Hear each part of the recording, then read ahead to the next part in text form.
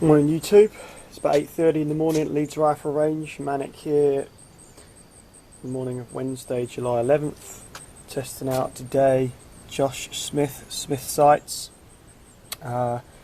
Here's adjustable sight post, you can see I've put it on there.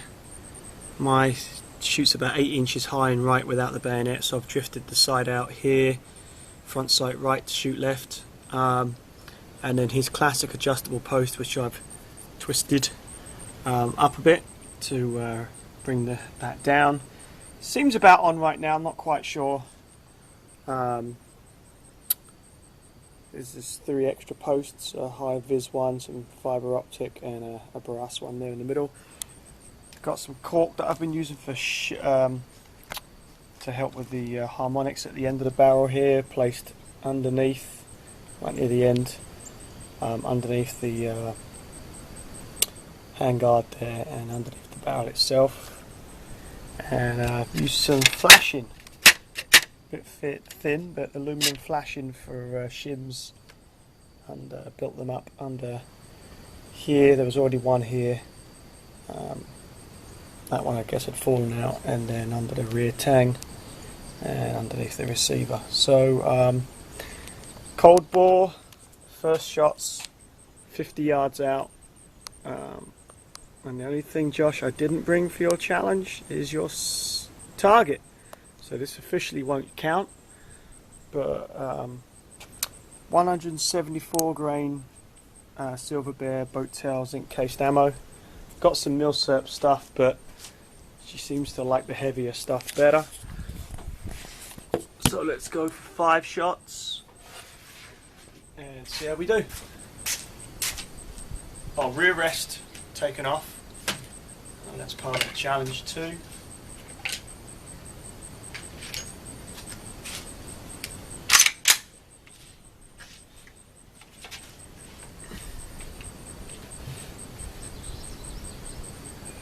Going for the top left circle.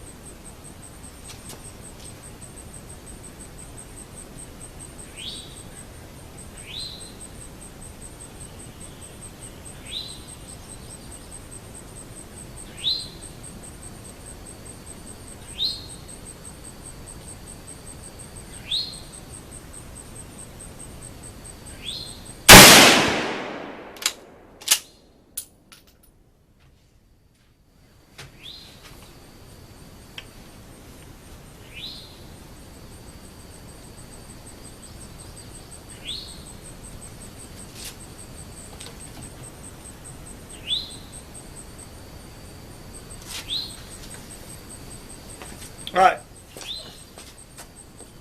let's go have a look.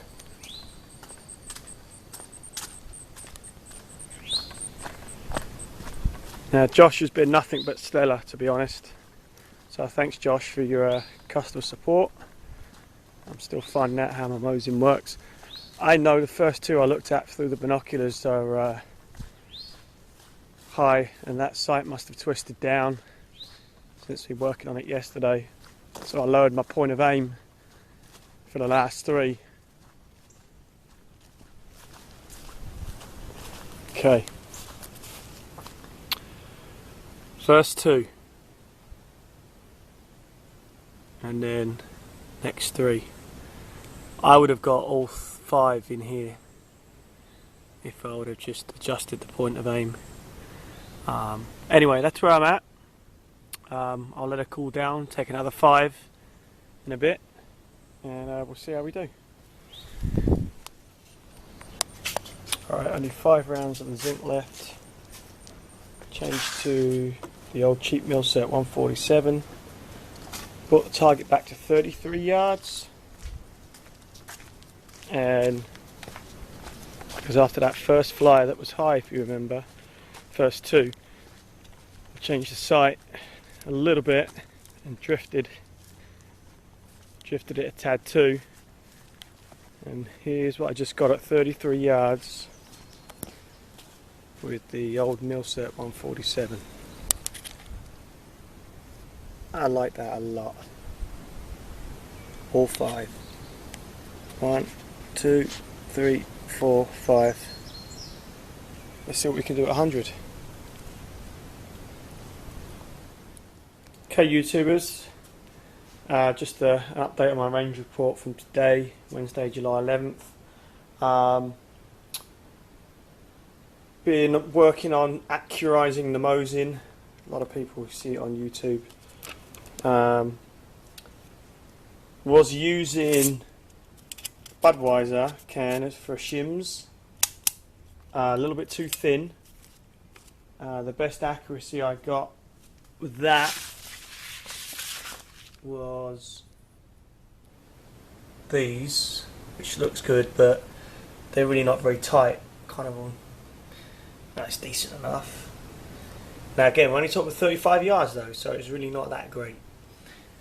30-35 yards the berm is at my range. So used flashing, aluminum flashing, a little bit thicker.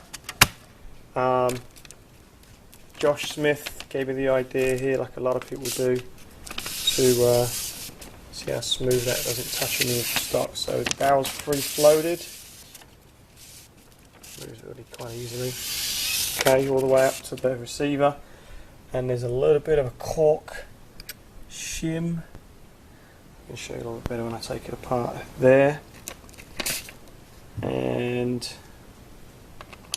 under the tang, and I really did these tighter than I've ever done it before. So this one,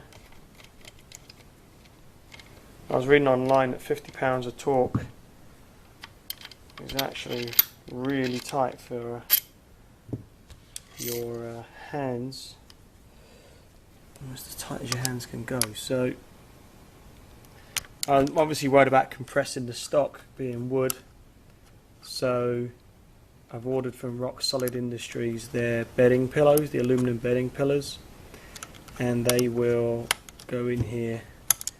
I may have to drill out the stock just a little bit to fit it, but as you can see, that's one of my shims, okay, that I used a hole punch just to knock out a hole in there.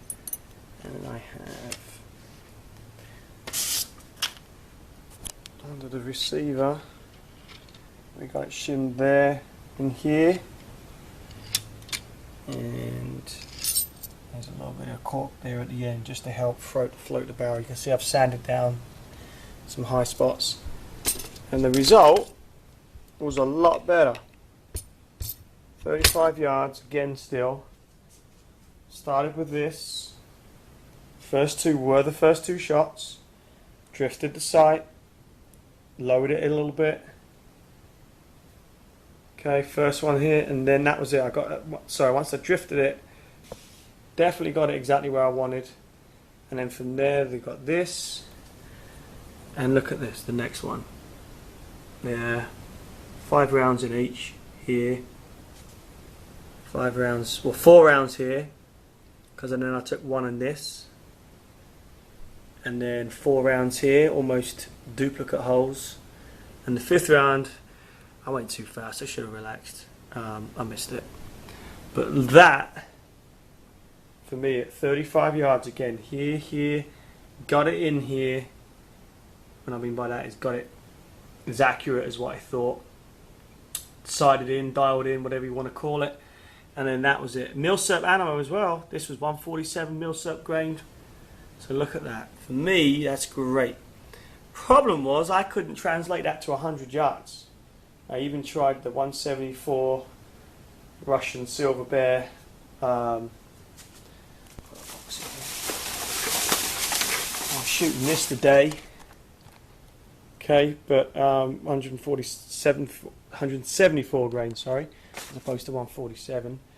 But look, I couldn't see it. 1, 2, 3, 4, 5, and what I take 10 rounds here. I mean, the grouping's terrible.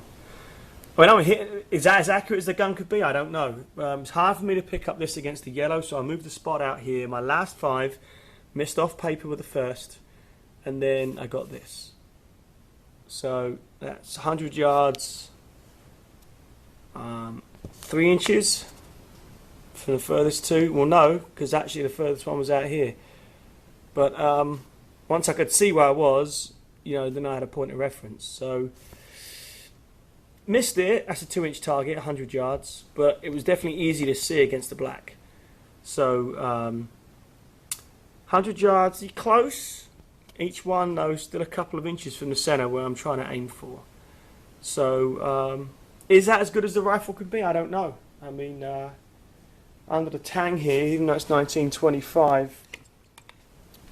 Sorry, the phone rang. Under here is 1914, 914. You can see that. I don't know.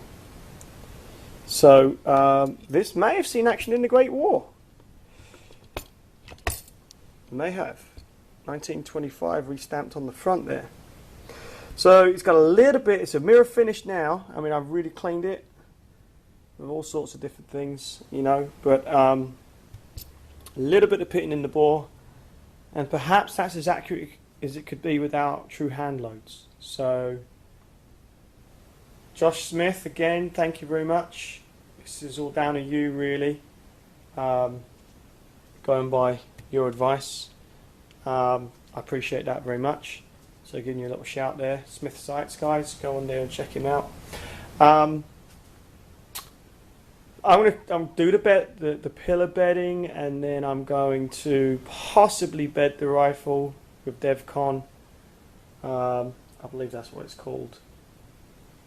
I've researched a few other epoxies, and I feel like that's going to be the hardest, and I can use a Dremel if needed to really sand it and make it fit well. So if I want to get that much into it, that's as far as I'll go with it. If I really want to get precision, I guess I'll just buy a precision rifle. But alright, Josh, I'm going to take your target out next, and open sights challenge, 50 yards or 100 yards. We'll see how we do. So comment away, let me know what you think. Like I say, I know it's not a precision rifle yet, but it's definitely coming in, and my modifications are clearly the feedback I'm getting from the targets is that it's working. And today, without doubt, I mean, that's just, that's great grouping for me. Again, I know it's only 35 yards, but that shows the gun is accurate. This is probably showing that I'm not accurate. Trigger pull and all that good stuff. But 100 yards, 2 inches away from centre. I don't know if I can go wrong with that. I'm pleasantly pleased.